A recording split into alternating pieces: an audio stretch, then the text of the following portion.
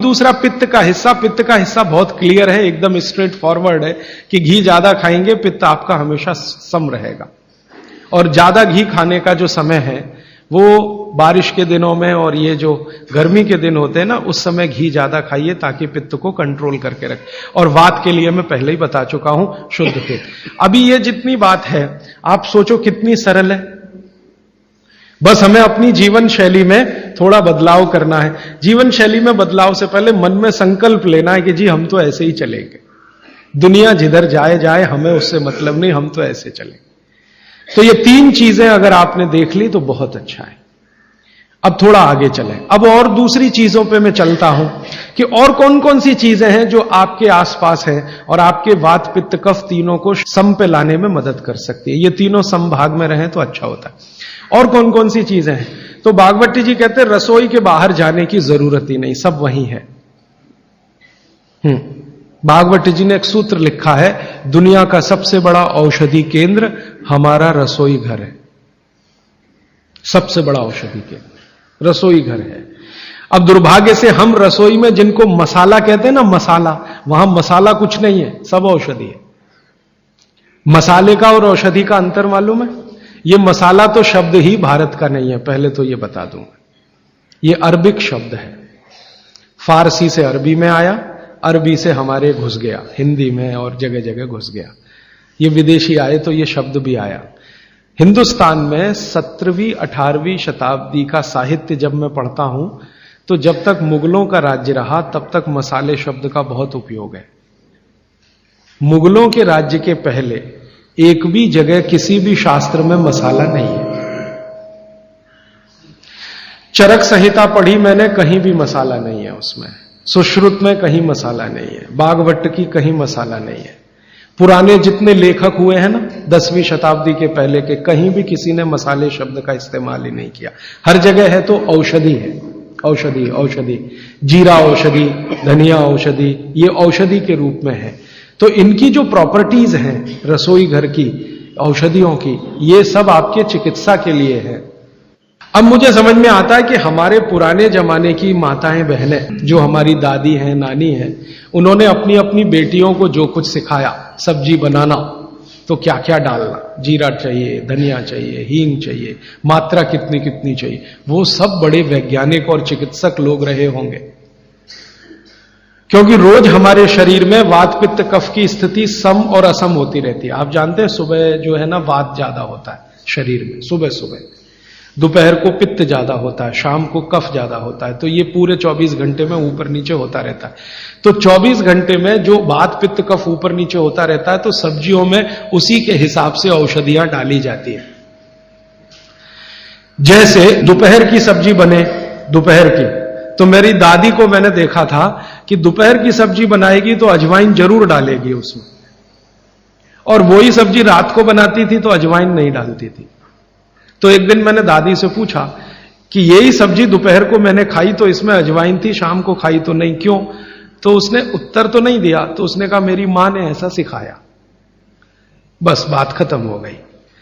अब उस समय मैं भी मान लिया कि ठीक है, उसकी मां ने सिखाया। अब जब मैंने काम शुरू किया ये चिकित्सा पर, तब मेरे समझ में आया कि अजवाइन जो है पित्तनाशक है। घी के बाद, देशी गाय के घी के बाद जो सबसे ज्यादा पित्तनाशक दूसरी कोई चीज है तो वो अजवाइन है।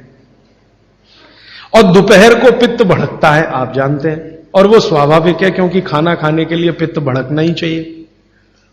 तो उस समय अजवाइन डाली जाती है सब्जी में, क्योंकि दोपहर को ही शरीर को अजवाइन की जरूरत होती है पित्त को सम पे लाने के लिए। तो भारत में ज्यादातर माताएं बहनें ये बात जानती हैं कि दोपहर की सब्जी में अजवाइन चाहिए। दोपहर का दही है ना, दही का मट्ठा, उसमें भी अजवाइन का बघार लगता है। दोपहर की जितनी भी चीजें हैं ज्यादातर अजवाइन ग्रस्त होती हैं या अजवाइन से बनती हैं, क्योंकि पित्त को सम पे रखना है। तो आप सोचो जो लोग ये कर रहे हैं वो बिना कहे कितना बड़ा काम कर रहे हैं। हमने उसका वैल्यूएशन नहीं किया, ये हमारी मूर्खता। हमारे यहां तो एक बहुत बड़ा दुष्कर्म इस देश में हुआ है। अंग्रेजों के हम गुलाम हो गए तो सब कुछ हम भूल गए, अपनी चीजें। अंग्रेजों ने जो सिखाया वही हमें याद है। तो हम जीडीपी का कैलकुलेशन करते हैं अंग्रेजों के फॉर्मूले से। जीडीपी निकलता है इस देश का, ग्रॉस डोमेस्टिक प्रोडक्ट। तो मैंने बहुत बार इस देश के अर्थशास्त्रियों से पूछा कि जीडीपी में आप विचित्र विचित्र कैलकुलेशन करते हैं। जैसे भारत की पुलिस है, उस पर जो खर्चा हो रहा है वो जीडीपी का हिस्सा है। अगर चोरियां बढ़ी, डकैतियां बढ़ी, तो पुलिस का खर्च बढ़ेगा तो जीडीपी बढ़ेगा। और प्रधानमंत्री छाती ठोक के कहेगा मेरे जमाने में जीडीपी 10% से ऊपर बढ़ गया। सो व्हाट, पुलिस का खर्च बढ़ गया, माने चोरियां बढ़ गई, डकैतियां बढ़ गई, अत्याचार बढ़ गए, अनाचार बढ़ गए, तो जीडीपी बढ़ गया, तो क्या बड़ी बात है। तो हमारे जो जीडीपी के कैलकुलेशन है बड़े विचित्र हैं। इसमें चोरी हो, डकैती हो, लूट मारी हो तो जीडीपी बढ़ेगा, लेकिन माताएं बहनें घर में जो करती रहती हैं वो जीडीपी में है ही नहीं, कैलकुलेशन ही नहीं है उसका। भारत सरकार कोई कैलकुलेशन नहीं करती कि किसी माँ ने 1 किलो पापड़ बना दिए तो जीडीपी बढ़ा कि नहीं, तो कहते हैं जी मालूम नहीं बढ़ा कि नहीं बढ़ा, क्योंकि कैलकुलेशन नहीं है। किसी माँ ने दाल की बड़ी बना दी, 5 किलो दाल की, तो जीडीपी बढ़ा कि नहीं बढ़ा। आपका मन क्या कहता है, बुद्धि क्या कहती है, बढ़ा कि नहीं बढ़ा। किसी ने बड़ी बना दी, किसी ने पापड़ बना दिए, किसी ने कुछ बना दिया, किसी ने गोंद के लड्डू बना दिए, किसी ने मावे का कुछ बना दिया, तो जीडीपी तो बढ़ ही रहा है, लेकिन हम कैलकुलेट नहीं कर रहे हैं उसको, क्योंकि अंग्रेजों के यहां महिलाओं का किया हुआ काम महत्व का नहीं माना जाता। अंग्रेजों के यहां ये जो अंग्रेज जात है ना दुनिया में, ये महिलाओं के किए हुए काम को काम ही नहीं मानती। आपको मालूम है 2000 साल यूरोप में महिलाओं को पुरुषों से हमेशा कम वेतन मिलता रहा, और आज भी है ये कई देशों में। वो मानते ही नहीं कि इनका कोई काम है। क्यों? वो महिलाओं में आत्मा नहीं मानते।